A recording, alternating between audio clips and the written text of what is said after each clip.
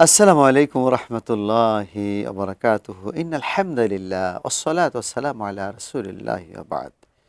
দেশে এবং বিদেশে বসে যারা আমাদের এই অনুষ্ঠান শুনছেন, আপনাদের সকলকে স্বাগত জানাচ্ছি।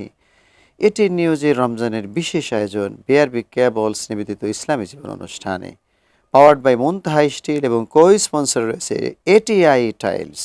আর আপনাদের সাথে রয়েছি আমি মোহাম্মদ বিলাল হোসাইন।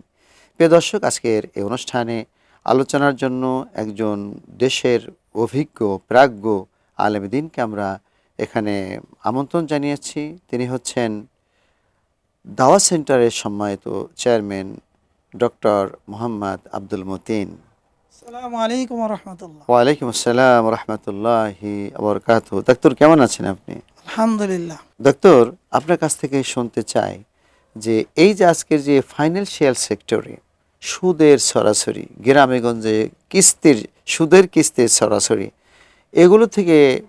এগুলোর কি কুফল রয়েছে এবং বাঁচার উপায়টা কি, এবং এই সুদ থেকে বাঁচা এটা কি নর্মাল কথা না আল্লাহ রাসূলের বিধান রয়েছে? যে আল্লাহ তাআলা ক্রয় বিক্রয়কে হালাল করেছেন এবং রিবাকে হারাম করেছেন। সুদকে হারাম রিবা করেছেন। অর্থ হলো সুদ, অর্থাৎ সুদ এটা ব্যক্তিগত জীবনেও হারাম, পারিবারিক জীবনে হারাম, সামাজিক জীবনে হারাম।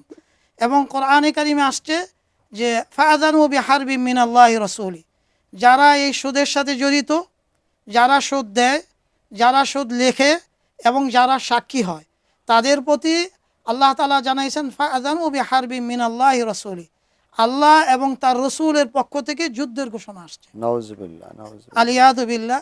সুদ মানবতাকে ধ্বংস করে, ব্যক্তিকে ধ্বংস করে, সমাজের আইন শৃঙ্খলাকে ধ্বংস করে, ইসলামী কালজয়ী সামগ্রিক অর্থনীতিকে ধ্বংস করে দেয়। আল্লাহ তাআলা বলছে ইউরবিস সাদাকাত, জাকাত সাদাকা বৃদ্ধি পায় মালের ভিতরে। আর সুদের মাধ্যমে ইয়ামহুর রিবা, যে সুদের মাধ্যমে সমাজ ধ্বংস হয়ে যায়, অর্থনীতি ধ্বংস হয়ে যায়। আপনি দেখেন যে আমাদের বাংলাদেশে রাষ্ট্রীয়ভাবে এটা সুদ প্রচলিত, যে এই সুদ থেকে আমাদেরকে বাঁচতে হবে, এটা একবারে কবিরা গুনাহ। আহারে, আমাদের যে রাষ্ট্রীয় ব্যবস্থা এটা হলো সুদভিত্তিক ব্যবস্থা। এখন আপনি সালাত আদায় করেন, সাইমিন রোজা রেখেছেন, হজ করেছেন, জাকাত দেন, কিন্তু আপনি যদি সুদ থেকে না বাঁচেন তাহলে আল্লাহ তাআলার নবী বলেছেন লানাতুল্লাহ, যে আল্লাহর অভিশাপ বর্ষিত হবে। যেই ব্যক্তি সুদ দিবে, সুদ নিবে, যে সাক্ষী হবে এবং যে লিখবে। হ্যাঁ, রাসূল ইসলাম বলছেন যে সাদিকুল আমিন, যে আল্লাহ তাআলার বারাকা রহমত হইল যে ব্যবসায়ীদের উপরে, অনেকগুলি বারাকা আছে। তো উস্তাদ, আপনি বলছিলেন যে সুদের কুফল সম্পর্কে, তো আমরা জানতে চাই যে সুদ মানুষ যে জেনা ব্যবচার করে, মারামারি করে, কাটাকাটি, হত্যা, রাহাজানি করে, তো ওই গুনাহ আর সুদের গুনাহ এর ভিতরে পার্থক্যটা কি? জিনা রাহাজানি এগুলো কবিরা গুনাহ, এগুলো তওবা করলে মাফ হয়ে যাবে। কিন্তু আপনি এই যে সুদ ব্যবস্থায় সমাজের সাম্য, ঐক্য, ভ্রাতৃত্ব এগুলি নষ্ট করে দেয় এবং সমাজে একটা বিশৃঙ্খলা সৃষ্টি হয়, কালোবাজারি সৃষ্টি হয় এবং সমাজের মাঝে ভারসাম্য চলে যায়। এবং ইসলামী অর্থনীতিতে এটা একবারই নিষেধ। ইন্নাদ্দীন ইনদাল্লাহিল ইসলাম, ইসলাম হইল কালজয়ী আদর্শ।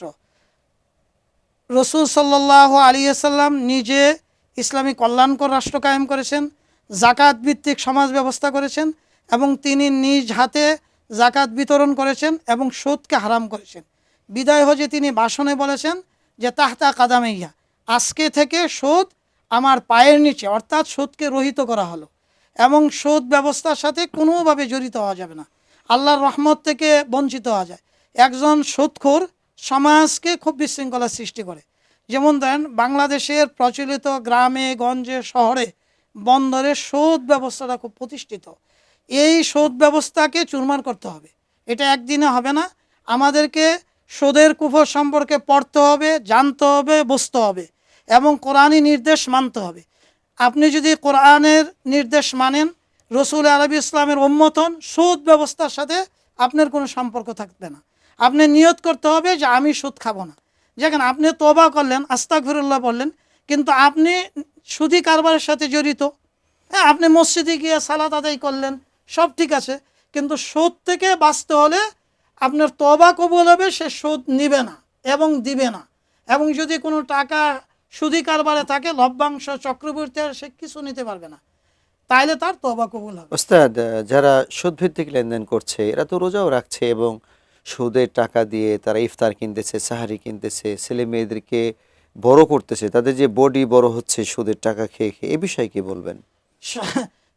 পরিষ্কার সহিহ হাদিস, লা তুকবালু সাদাকাতুন মিন গুলুলিন, যে মালে গুলুলের সাদাকা আল্লাহ কবুল করবেন না। সুদের টাকা দিয়ে মসজিদ মাদ্রাসা ইফতারি খাওয়াইলে ব্যর্থ, এগুলো আল্লাহর দরবারে কোনো গুরুত্ব নাই কোরআন হাদিসে। আপনি সুদের টাকা দিয়ে এগুলি করতেই পারবেন না, করা নিষেধ। এবং আপনার ছেলে মেয়েকে আপনার হালাল খাওয়া ফরজ। আপনি যদি অবৈধ পন্থায় করেন এইগুলো দিয়ে আপনি জাহান্নামের দিকে যাচ্ছেন, পরিষ্কার জাহান্নাম। ওস্তাদ, আরেকটি বিষয় আমরা দর্শকদের জানাতে চাই, পিতা যদি সুদের ব্যবসা, সুদের চাকরি এগুলি করে ছেলে মেয়েদেরকে বড় করলো, ডাক্তার বানালো, ইঞ্জিনিয়ার বানালো, কেয়ামতের দিন এই ছেলেমেয়েরা তো বাপের এই সুদের টাকা, বৈধ টাকা খেয়েই তো তারা মানুষ হয়েছে, বড় হয়েছে, লার্নেড হয়েছে, চাকরি পেয়েছে। এটা কি কেয়ামতের দিন এই বাপের এই দায়, সুদের যে গুনাহের দায়, সন্তানাদের কি কেয়ামতের দিন বহন করবে?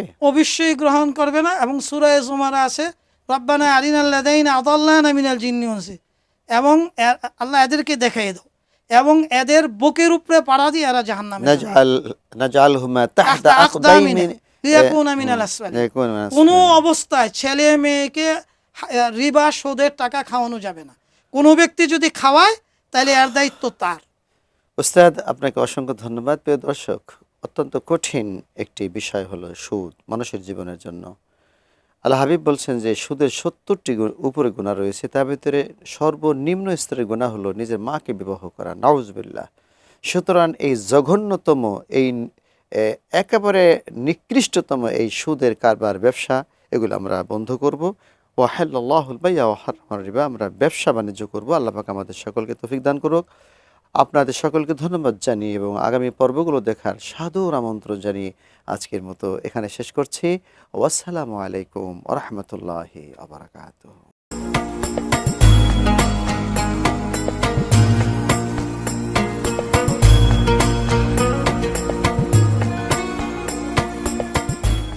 সৌজন্যে BRB cable, powered by Montaha steel, cosponsor ATI tiles.